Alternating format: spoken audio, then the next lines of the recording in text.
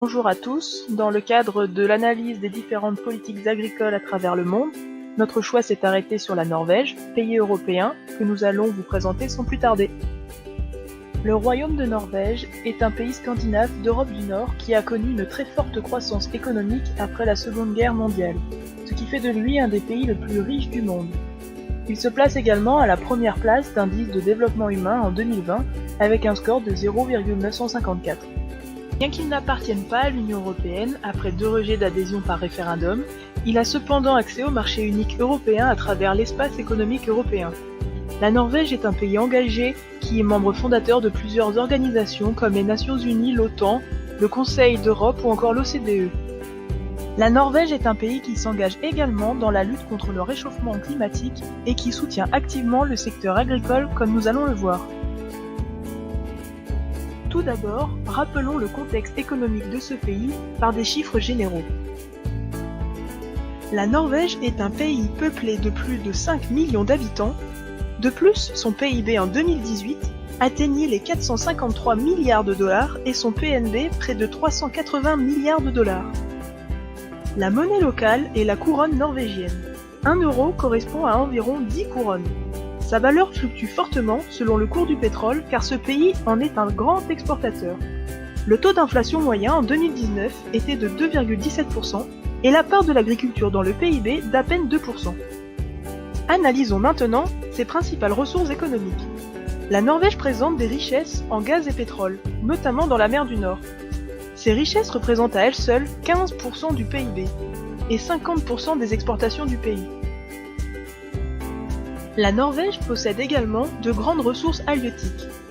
Il détient une ligne côtière de plus de 20 000 km et sa zone économique exclusive est 6 fois supérieure à la surface totale du pays, soit près de 1 800 000 km².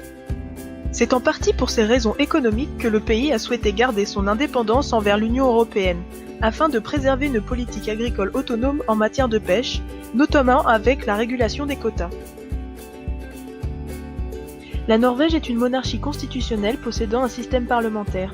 Le chef d'État actuel est le roi Harald V et le chef du gouvernement est Madame Erna Solberg. Le système éducatif est assez similaire à la France. L'école est gratuite à la fois dans le privé et dans le public et se démarque du reste de l'Europe par des systèmes d'apprentissage innovants. Les dépenses nationales en éducation représentaient 17 à 20 000 dollars par élève en 2015. L'innovation, quant à elle, représente 2% du PIB avec 7 milliards de dollars investis. Les recherches concernent les énergies vertes, les transports, les industries extractives et la pisciculture. Le secteur privé contribue financièrement à 43%. Nous allons maintenant nous intéresser à la place de l'agriculture. Les conditions climatiques, pédologiques et topographiques rendent l'activité agricole très compliquée en Norvège. Malgré un climat doux par Gulf Stream, on a tout de même des précipitations qui sont très importantes. À cela vient s'ajouter une période hivernale très longue pouvant aller de 230 jusqu'à 290 jours par an et rendant l'activité agricole beaucoup plus complexe. Les terres favorables à l'agriculture représentent seulement 3,5% du territoire total et se situent généralement dans les régions les plus peuplées et à forte croissance. Le reste du territoire est occupé à 22% par la foresterie et les 75% restants par les montagnes, les glaciers, les lacs et bien sûr les zones bâties. La superficie peut être divisée en 2 grands groupes en retrouvant d'un côté les terres arables, avec majoritairement des céréales à hauteur de 30%, qui vont être regroupées avec de l'orge, de l'avoine ou encore du blé. Et de l'autre côté, on aura les prairies et pâturages permanents, qui est plus à la destination de la production animale. Il faut également savoir que l'agriculture biologique ne cesse de se développer. La production animale est représentée quant à elle par un secteur majoritaire qui est le secteur bovin à hauteur de 49%, suivi du secteur ovin, puis porcin. Tous ces éléments permettent à la Norvège de disposer d'une autonomie alimentaire pour les produits tels que la viande, le lait, les œufs ou certains légumes. Cependant, c'est un secteur qui contribue très peu au PIB et à l'emploi du pays. C'est pourquoi les autorités norvégiennes mettent tout en œuvre pour soutenir ce secteur qui, en plus de la production de nourriture, s'est attribué plusieurs responsabilités publiques. Si l'on regarde maintenant au niveau de sa politique agricole, nous remarquons que le soutien à l'agriculture est une composante principale de son organisation. Se décomposant ainsi sur des mesures concernant l'importation et le soutien aux exploitations du pays, par un système national qui repose sur des allocations budgétaires et des réglementations étendues. L'objectif principal étant d'améliorer à la fois l'efficience et la compétitivité, les produits administrés, les régimes de soutien direct, les programmes de politique agricole et les systèmes de régulation des marchés, eux, sont négociés chaque année entre le gouvernement et les syndicats agricoles. Cette politique de soutien s'inscrivant ainsi dans les politiques régionales et rurales.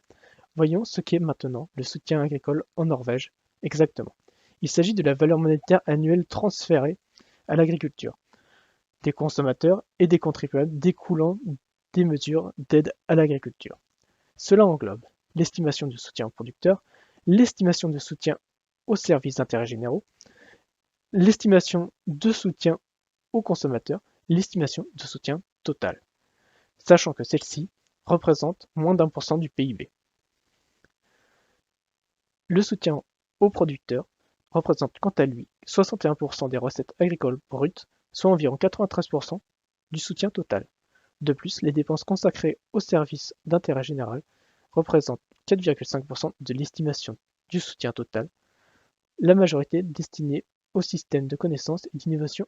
Désormais, nous allons parler des principaux objectifs des politiques agricoles et alimentaires. Donc, ces principaux objectifs sont la sécurité alimentaire, le maintien de l'agriculture sur l'ensemble du territoire et une agriculture durable. De plus, au cours des années 2018 et 2019, il y a eu une évolution des mesures internes, qui sont les suivantes. Maintenir le système des quotas laitiers, donner suite à la stratégie en matière de protection des sols, dynamiser l'agriculture biologique, intensifier l'attention portée au bien-être des animaux, ou encore renforcer la politique de faible utilisation des antibiotiques dans l'élevage des animaux, mais également renforcer la recherche et le développement. Pour répondre à ces divers objectifs, la Norvège a utilisé différents instruments de soutien public à l'agriculture. Parmi ces instruments sont présents les paiements budgétaires et la réglementation du marché intérieur, qui résulte de la loi sur la commercialisation. Cette loi couvre certaines viandes, mais également les produits laitiers, les céréales et oléagineux, les légumes, les fruits et baies et les fourrures. De plus, il existe différents types de paiements directs aux agriculteurs, notamment le soutien des prix du marché. Donc les produits en Norvège qui bénéficient de ce SPM sont le blé, l'orge, l'avoine, le lait, la viande bovine, porcine et ovine, mais également la laine, la volaille et les œufs.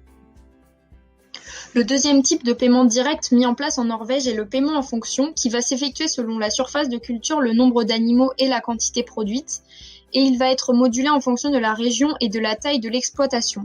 Il a donc pour objectif d'assurer un soutien aux revenus pour toutes les catégories d'exploitation agricole et de région. De plus, s'ajoute à cela le Programme national pour l'environnement qui contient principalement les mesures agro-environnementales qui sont le soutien aux paysages culturels, l'aide au titre de pâturage extensif et animaux nourris à l'herbe, mais également le soutien à l'agriculture biologique. En outre, depuis 2018, une nouvelle stratégie pour la production biologique a été mise en place par le Parlement. Celle-ci se traduit par un paiement à l'hectare soutenant ce mode de production. Nous allons désormais nous intéresser aux droits de douane et à la protection tarifaire à l'importation. Il faut savoir que le droit de douane à l'importation est l'un des instruments les plus importants de la politique agricole pour garantir la production alimentaire norvégienne, mais également protéger leur production agricole locale. Il faut savoir qu'en Norvège, les importations des produits interviennent principalement lorsque la production intérieure ne couvre pas la demande.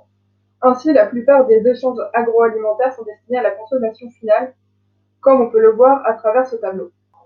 D'une façon légèrement simplifiée, la protection à l'importation de produits agricoles peut être divisée en 3 groupes de produits bénéficiant d'une protection plus ou moins importante. Les importations de biens soumis à des droits de douane élevés sont limitées. Toutefois, les contingents d'importation avec des droits de douane faibles ou nuls sur ces produits sont accordés par le biais d'accords commerciaux. Pour finir, les 2 derniers groupes de produits concernent majoritairement des produits agricoles transformés ou à l'inverse des produits qui ne sont tout simplement pas fabriqués en Norvège. La direction de l'agriculture est responsable de la gestion de la protection des importations. Par décision administrative, elle peut abaisser les droits de douane pour augmenter les importations en réponse à la demande du marché norvégien. Maintenant, nous allons comparer le système français et le système norvégien. On remarque tout d'abord que la France possède plus d'exploitations que la Norvège, ce qui peut s'expliquer par le fait que la superficie agricole du territoire français est plus élevée que celle de la Norvège. De plus, la taille moyenne des exploitations est plus élevée en France qu'en Norvège. En France, la politique agricole est définie au niveau de l'Europe grâce à la PAC, dont le budget est voté pour 6 ans et est redistribué chaque année entre les membres de l'Union européenne. Ce sont les concitoyens français et européens qui financent la PAC, tandis qu'en Norvège, ce sont les concitoyens norvégiens eux-mêmes qui financent leur politique agricole.